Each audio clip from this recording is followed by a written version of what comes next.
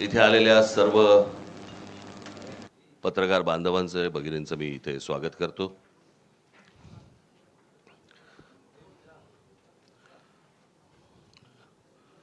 माझे मित्र संजय राऊत यांनी आता वारंवार उल्लेख केला 20 वर्षानंतर राज ठाकरे आले। 20 वर्षानंतर मला खरं तर 20 वर्षानंतर सुटून आल्यासारखं वाटतंय।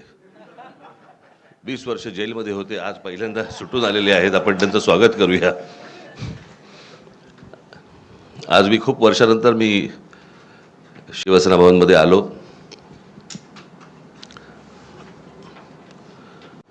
मला नवीन शिवसेना भवन मी पहिल्यांदाच बघतोय आणि माझ्या मनामध्ये कायमच्या कोरल्या गेलेल्या ज्या काही आठवणी आहेत त्या सगळ्या जुन्या शिवसेना भवनमधल्या आहेत। त्याच्यामुळे आता कुठे काय होतं हेच आता मला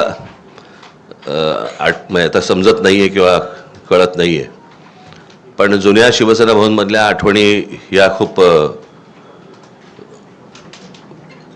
काय म्हणू त्याला रोमांचकारी आणि आनंददायी आणि अशा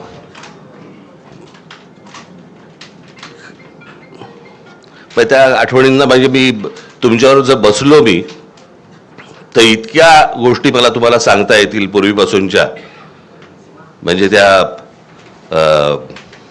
77 साली मला असं वाटतं शिवसेना भवन झालं आणि 77 सालीच त्यावेळेला ती जनता पक्षाचं सरकार आलं होतं आणि मग इथून तिकडे ती सभा ह्यांची आटपल्यानंतर इथे शिवसेना भवनवरती दगडफेक झाली होती।